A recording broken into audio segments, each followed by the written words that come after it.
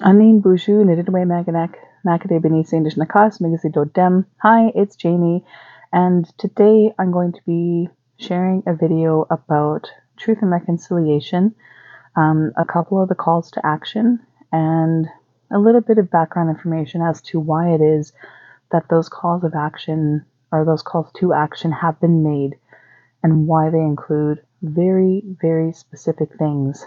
And I will say that this will probably be a bit of a longer video, so grab yourself a cup of coffee. I've got myself a smudge ready to go that's kind of going already, and just being in the know that this video, even for me to prepare for it, brought up some big feelings. And so as you're listening, if you're feeling, big feelings, or you're like, I don't know what to do with this feeling. What is this feeling? I want you to know now, before you listen to the entire video, that we're going to be spending some time here, and that you may want to have a solid plan for aftercare for after this video, because you may have some feelings that, the information that I share may stir for you. So with that being said, have a seat, relax, and I hope you find that the information I share is informative. And the idea is that I want to give you food for thought to be able to discuss, a little bit of the information that I'm sharing, and the fact that, this is what is in recorded history. And hopefully that maybe you'll ask questions, that you'll start to look at what are those calls to action. And maybe not necessarily at a government level, but as an individual, what can you do? So with that being said, I'm just going to start with my smudge first, because I want to start everything off in the best way possible. Sometimes that's just taking a moment.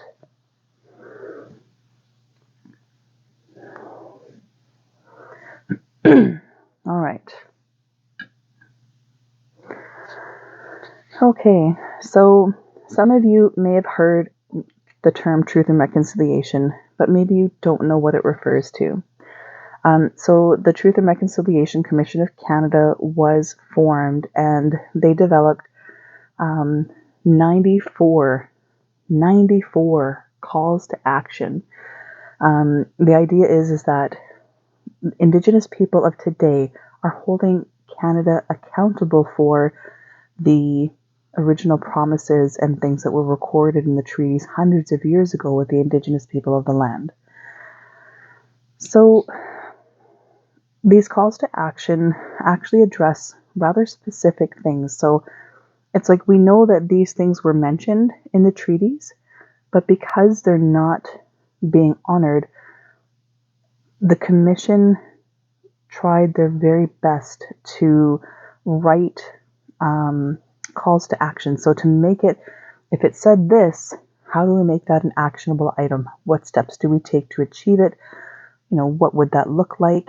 And that's how the Truth and Reconciliation Commission of Canada kind of developed everything. So they included calls to action in the areas of child welfare, education, language, culture, health, and justice. The calls to action are actually based on events that clearly call for necessary action to begin to amend the broken and empty promises in the original treaties. I don't know if you've ever actually read any of the original treaties, but they're written in such a way that it kind of says no intent is going to be, there was no original intent to really honor them. It was just to be able to say that, they did this thing, and we were so good in doing so that, we actually wrote it down and we said we're going to do this. But now, I've heard people say, why don't you just get over it? Maybe after I share some of the stuff in this video, maybe, maybe you'll understand how it is that we just can't get over it, or that we can't just move forward. So to speak about every call to action is obviously a lot to include. So I've chosen a couple. I'll share a little bit about each one, and hopefully it's going to spark some feelings that maybe you might ask questions. Well, why wasn't this done? Why wasn't this honored? And to really ask yourself, what is right? So the first call to action that I want to bring forward is number 19, and I'm going to read it here verbatim from the TRC website. So, we call upon the federal government, in consultation with Aboriginal peoples, to establish measurable goals to identify and close the gaps in health outcomes between Aboriginal and non-Aboriginal communities, and to publish annual progress reports and assess long-term trends. Such efforts would focus on indicators such as infant mortality, maternal health, suicide, mental health, addictions, life expectancy, birth rates, infant and child health issues, chronic diseases, illness and injury incidents, and the availability of appropriate health services. This is one of the calls to action. There is a lot here to unpack. I tried my very best to record my thoughts about this in a really concise, succinct way, so bear with me. But I'm going to share some information now. So Indigenous people face unique challenges regarding their health. We used to treat food as medicine, and the way that we ate fostered a healthy relationship with food, and that facilitated the best development of, the community and the people. So settlers of Canada, from Christian schools and the Canadian government, thought that they knew best, that Indigenous people basically lived as savages, and that they needed to be saved from themselves. They set out with residential schools to kill the Indian, save the child. This was a phrase actually coined by John A. Macdonald, and the idea was to forcefully assimilate the Indigenous people into what they deemed was the dominant society, and they did so by removing and isolating children from the influence of their homes, families, traditions, and culture. Let that sink in for a moment. They purposefully removed children from their homes, away from their families, away from their traditions, and away from their culture. And the idea was that by doing so, we're going to change this child to be what it is that we think is, or that they would emulate the behaviors and such that they learned at those schools, and to bring it back to their home communities, and that they would then act as they, from residential schools, that the way that they wanted them to. In addition to this isolation, residential schools forced Indigenous children to eat food that was subpar, low nutrient, and obviously not their usual fare. As a result, Indigenous children became malnourished and even more susceptible to illness.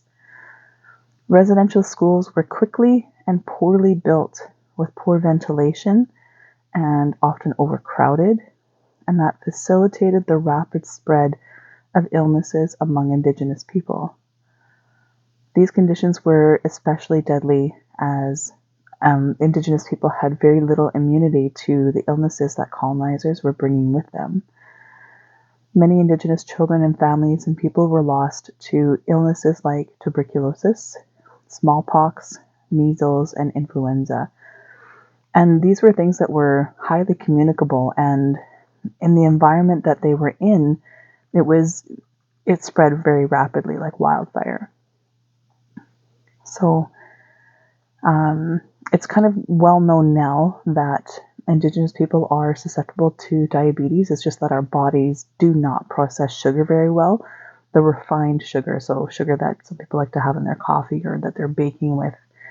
And that has a whole host of other issues and implied with that particular disease.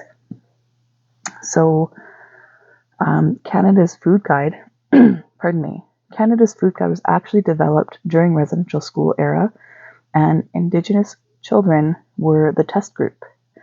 So, think about this. Canada didn't have a food guide before, but they had test subjects that they utilized, and they were Indigenous people in residential schools. They were fed, they had the control group, and they had the regular that they did nothing special for, and then they had, the one that they fed, the group that they fed really well. So the three groups of children, one group was fed very low nutrient and very little food. There was a group that was fed as per normal with all the rest of the kids, the way that residential schools basically intended to feed all of the kids at residential schools. And then there was another group that was fed very well balanced and higher nutrition meals. So not surprisingly, there were children that were fed the worst, unfortunately fared the worst, and had higher rates of illnesses and poor recovery rates from illness. There was even, our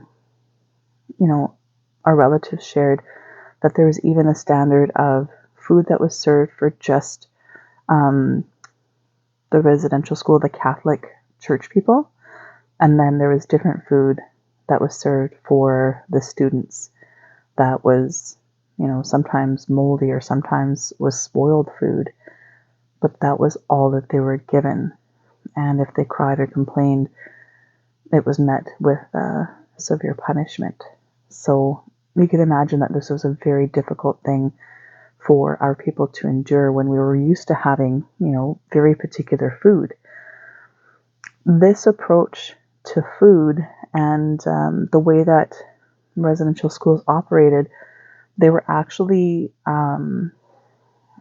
it was widely shared at the time, so much so that even Hitler had applauded Canada's efforts in what they were doing with the Indigenous people.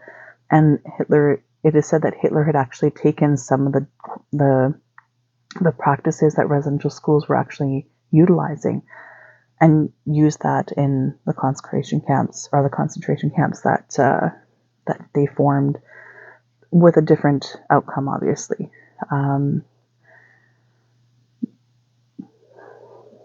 Going back to what Sir John A. Macdonald had said, they wanted to kill the Indian, save the child.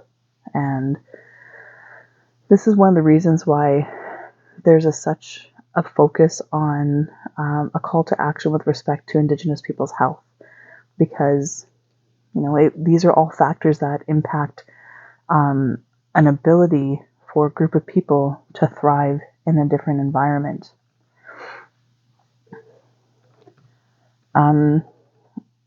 Think about it, when you go traveling and you go somewhere else and you're eating really different food, all of a sudden, you're tired because you've been traveling and your immune system kind of gets run down. You're in a different place. You're with different people. It could be crowded. It might not be.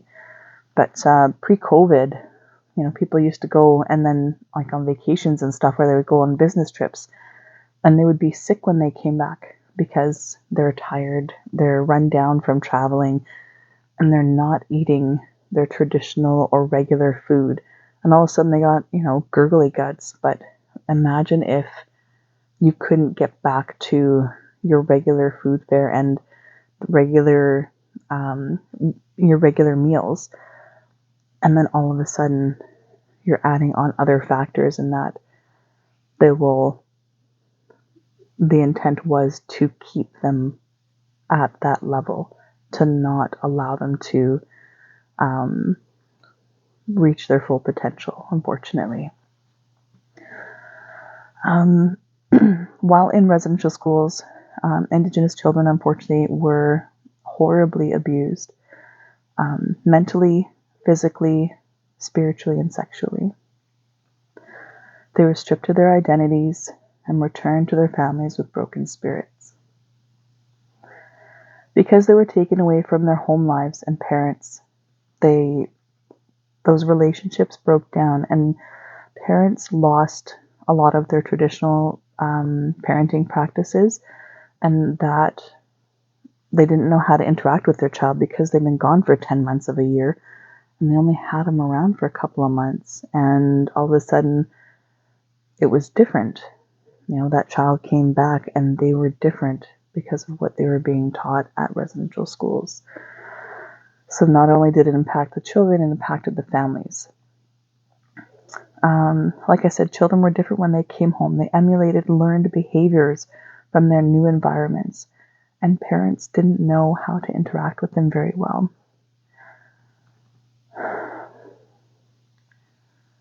These children, while in residential schools, were brutalized and or tortured every time they spoke their language, every time that they tried to escape, and they were often punished just for speaking about their families and just for speaking about memories of good times. One of the forms of torture that was shared or that was reported was that the minister or the nun said that they were going to get to go home to go visit their family, and then they would be locked away for a couple of weeks in isolation, and they would get their hopes up, and they would be like, oh yeah, you know what, I'm going to go home, I'm going to have moose meat, I'm going to get to visit with my family, I get to see my kukum and my mushum, my grandparents, and I'm going to get to sit with them again. And it was a method of cruel and unusual punishment, and meant to break them down. Those children often were not the same when they came back. So when children did return home, they didn't know how to interact with their parents as well anymore. The changes in their relationships and their own behaviors led parents and the children to substance abuse. People sought to escape their own feelings and their own realities. This is still evident in the way that some of our people cope with difficult times. These are some of the specific reasons and examples why the call to action includes mental health, addictions, as part of what needs to be addressed.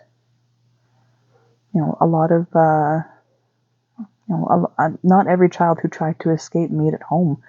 There's actually stories of children who tried to escape that unfortunately froze to death just trying to escape to get away from the environment at the residential schools. Imagine feeling that was your only way of surviving, and you're willing to risk that possibility just to get away from that environment.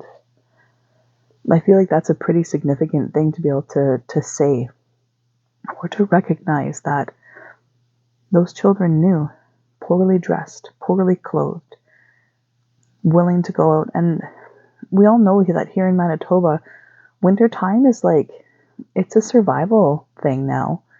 If you were, homeless, or you're trying to get from point A to point B, it still happens even today that unfortunately, someone goes out skidooing and they don't make it home because they froze to death. Not necessarily because they weren't prepared, but because something happened and they succumbed to the elements of the land. It's not easy. Moving forward, the thought that Indigenous people are less than is still held by some people today, and it's evident in how in daily life. So the way that people speak to Indigenous people, their word choice, how they share their thoughts, the way that they the way that they carry themselves in interactions, there is still discrimination that Indigenous people endure today. It could be something so simple as refusing to hand change back to somebody, to put it in their hand, to just toss it on the counter. It seems something so small, but yet it demonstrates that they're like, I can't believe I have to actually, try and be cordial with you. It exudes that racism, it exudes that discrimination, that disdain for even having to have that interaction. This is something that just happens, a friend had shared with me that their partner had asked them to pay for whatever because the way that they get treated, because they are darker skinned Indigenous. And I remember my friend saying, I didn't realize that that was still a thing. And they were like, well, yeah, it is. So Indigenous people, they still endure that treatment. They still endure, they face very harsh criticisms when they seek assistance for anything.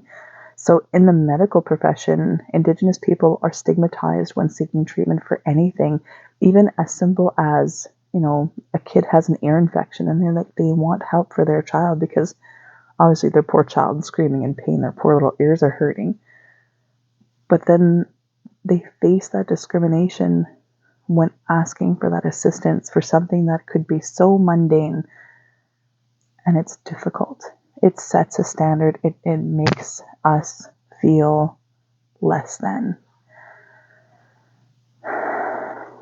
In the past, Indigenous women birthing children would have their children withheld until they agreed for medical sterilization.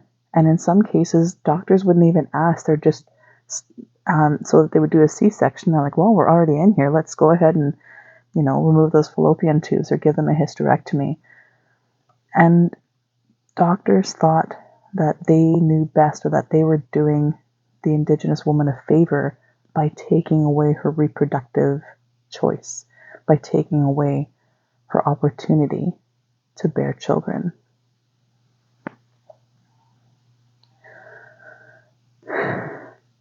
It's difficult to share these things. So unnecessary medical procedures, forcible removal of children from care, from their families, resulting in Indigenous people feeling distrustful whenever they have to seek assistance. This is a reason why the call to action includes necessary action for mental health, for suicide, for addictions, for life expectancy, birth rates, chronic diseases, illness and injury incidents. For this one action, or this one call to action, if you actually look up what the government reports that they're doing or what's being done, you'll see this excerpt. The Government of Canada recognizes and affirms Indigenous worldviews and ways of knowing, seeing, doing, and being are based in a holistic understanding of health and well-being. Recognizing elements of spiritual, social, physical, and mental health and wellness within Indigenous families, individuals, and communities. Health and safety are very much intertwined. As health is linked to the prevention of danger and harm to others, to the health of children and families, and to all aspects of physical and mental wellness. The Government of Canada commits to measures to address gaps in health outcomes between Indigenous and non-Indigenous communities in a holistic way. The National Dialogue's engagement with parties on anti-Indigenous racism in health systems have provided an opportunity for federal government, provincial and territorial governments, and health system partners to hear about lived experiences of racism in health systems, which is a key aspect of gaps and the identification of said gaps. This is what they say. Yet, on October 22nd, 1999, there was a woman named Virginia Anderson. She was brought by emergency to Winnipeg from Norway House as there was complications with her pregnancy. Receiving treatment in Winnipeg, she birthed a son who was named Jordan River Anderson. It was quickly discovered that the child had significant special needs, necessitating a combination of home care, special equipment and apparatus, and special feeding methods to assure his quality of life. Unfortunately, they were not able to live at home, but at age 3, they were finally cleared or granted medical clearance to be cared for in a medical foster home, but sadly, he never made it there. Federal and provincial government couldn't decide who was responsible to pay for the medical services that little Jordan relied upon to live. Every necessary item to provide support to this young child was debated, whether it be a wheelchair ramp, specific shower head, specific wheelchair, so on. This went on for 2 years. And during that time, the family was trying to come and visit, spend time with their child, to be, fostering that loving family relationship.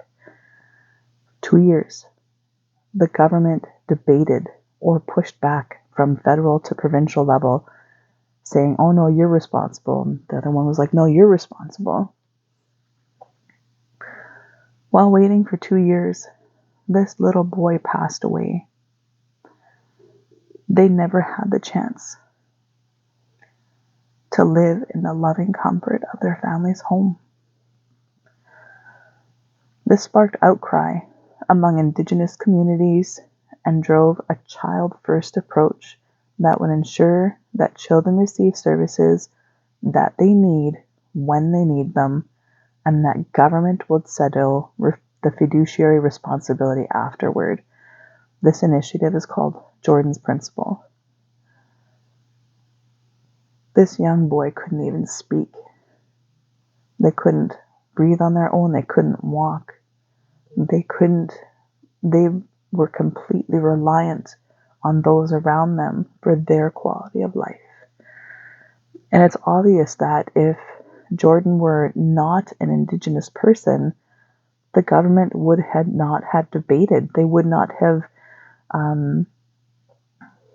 they wouldn't have been saying, well, you're responsible. No, you're responsible, and pushing it back and forth to each other. That young child, their needs would have been met. They would have had the opportunity to live at home before passing away. This is why life expectancy, infant and child health issues and chronic diseases, illness and injury incidents, and the availability of appropriate health services is included in the call to action.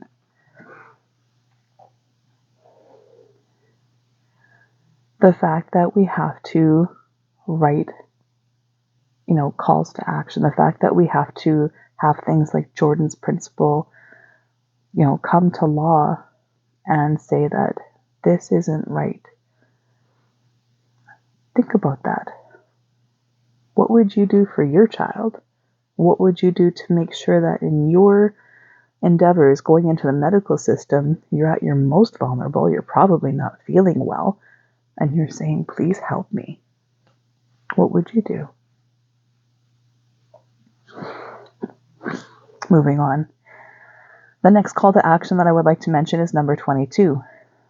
We call upon those who can effect change within Canadian healthcare system to recognize the value of Aboriginal healing practices and to use them in the treatment of Aboriginal patients in collaboration with Aboriginal healers and elders where requested by Aboriginal patients. So this particular call to action Indigenous people greatly value, many Indigenous people greatly value a traditional holistic approach to their health. Many see their well-being linked to their spirituality well-being, and the process of healing is often intertwined with prayer in sweat lodge and other traditional practices. To utilize the medicines from the land, and to actually have traditional foods, our bodies do better with those things when we put them all together. When in the healthcare system, Indigenous people have to self-identify in order to access said services. And even then, they're often not available beyond a few hours a day. And I say that because, when I asked why is it that I can't access the services, and they said that there's no staff there. There's no one around. And so being in the medical system myself, really thinking that, hey, you know what? A smudge would probably do me a world of good right now. But obviously, again, medical, you can't necessarily smudge in every room. Like there's oxygen tanks and stuff. You don't want stuff blowing up. So of course you're willing to be mindful. You're willing to say, I understand. But why can't I access that? Why isn't that stuff freely available? Why do I have to self-identify just to be able to access that? What if other people, non-Indigenous, appreciated those ways of being? I have some friends and some family who are even, they don't identify as Indigenous, but they realize or they appreciate the process of that smudge, the process of even just sitting in a sweat lodge, and that you do feel like a shiny new penny afterward. You do feel like you've let something go and that you're ready to face the world again. It's difficult when our medical system prohibits the accessibility to some of those things because of what needs to happen in that whole process. Indigenous knowledge keepers and elders spend years and years amassing their knowledge, and yet they're still not treated as a knowing individual because they don't have internationally accredited certifications. But yet they spent years and years on the land, years building their knowledge, understanding that this is what happens when you take this and you take this. These two plants do not mix. Don't do it. To have to know all of that information, or to know what those side effects might be for particular traditional healing remedies, there's a lot. It's really interesting to think about. At least I think it is. I know that it's difficult to show qualitative and observable metrics of the impact of incorporating traditional health practices into Indigenous patients' health treatment plans. I can't tell you, but I can show you. And if you appreciate that process, I know you'll feel it. But yet that's still not a qualitative or observable metric to be able to say that this is beneficial to incorporate into a Indigenous person's treatment plan if they're willing to have that, if they ask for it. Why isn't it freely offered? Moving forward. I want to address one more call to action, and I do have one question that was shared with me to address and keep on going. So call to action number 41. This is what the call to action reads. We call upon the federal government, in consultation with Aboriginal organizations, to appoint public inquiry into the causes of and remedies for the disproportionate victimization of Aboriginal women and girls. The inquiry's mandate would include: Part 1, investigation into missing and murdered Aboriginal women and girls. Part 2, links to the international legacy of residential schools. So that's the call to action as it's written, and it makes me question, is it discrimination? Is it a human rights issue? Where does this fall?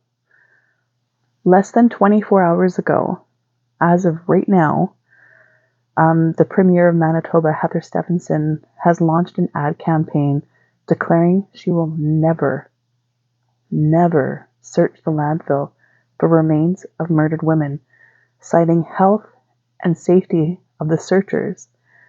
She uses "stand firm" in her campaign, and the answer just has to be no. Other provinces have condemned Stefanson's stance and actions in this respect. There's other provinces that are actively making effort to search the landfill, saying that yes, health and safety absolutely is important. Why haven't we done this before? We are searching residential school grounds for the missing, and the fact that residential schools have graveyards, no school should have a graveyard. We have leadership that is telling us they will never search the landfill, that they are not willing to make or to find ways of making this request manageable. The fact that if they did search the landfill, what are they going to find? What if they find other people? What if they find, other nationalities? Why is it a question of race? Why is it? How can she say no? How can you tell a family, yeah, I could do that, but I'm not gonna? I feel for those families. It must be incredibly difficult. So this begs the question, why aren't our women worth it? What are you afraid to find? The fact that whole process, she said, will take years. Well, guess what? This is a part of one of the calls to action. And the fact that we could find more than what we bargained for is a very real possibility. I really highly encourage you to spend time reading some of those calls to action, because there really are parts where you as an individual have the opportunity to make sure that you kind of look at your own personal practices, your own worldviews, to see how it is that you're interacting with other people, not just Indigenous people. It's important. So at this point, I will address a question that was shared with me. And I was asked, what are some of the challenges or barriers that continue to hinder progress in achieving the goals for the TRC in Canada? For this one, I'm going to speak a little more candidly because a lot of this is just my opinion. I've included a couple of things that I know, are considered facts.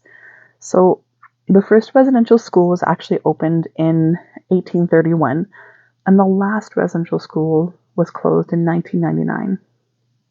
So for 165 years, these schools operated with the explicit intent of separating children from their families and from their cultures.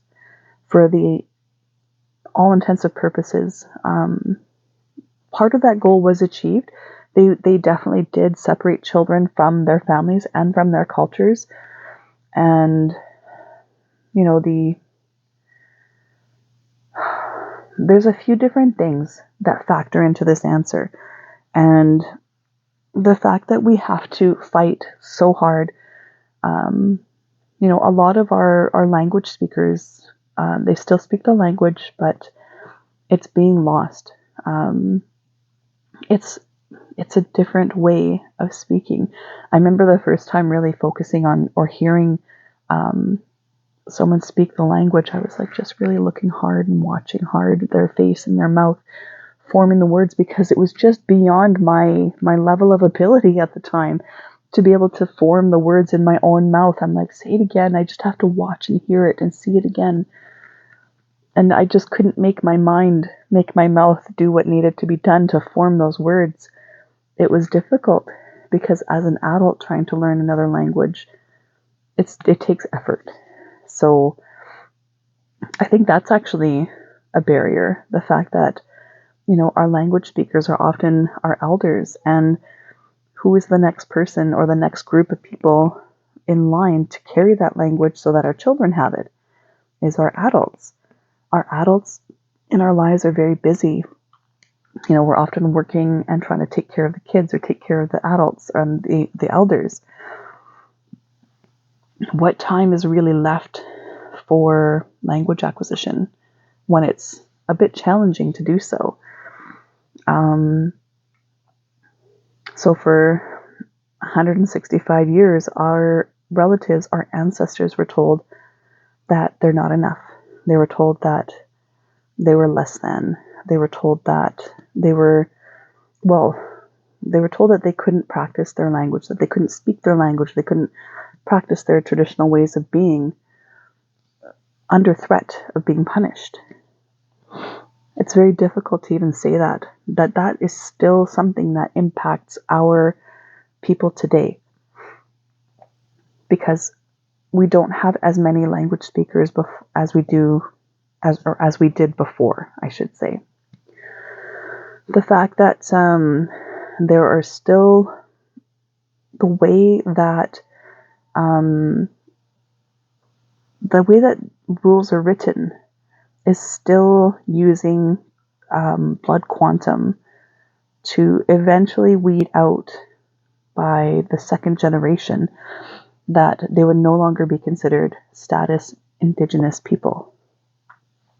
So if you looked up Bill C-34 and the fact that the way that they record classification or categorization of individuals, that whether or not they are considered full status or full blood Indians,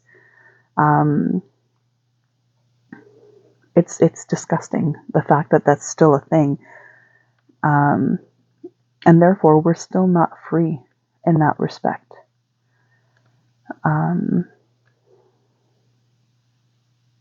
The fact that we have people saying, can't you just get over it? That it didn't happen to you, why you so messed up? Well, it takes years to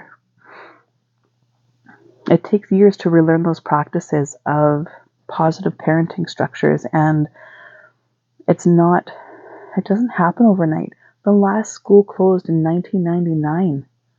I was 19 when that happened.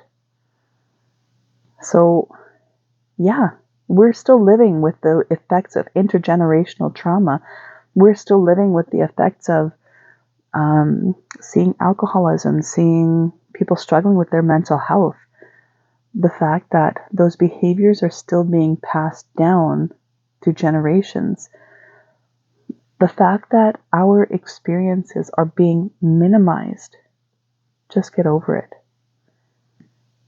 That right there, that mentality, that belief that you should just be able to put it aside.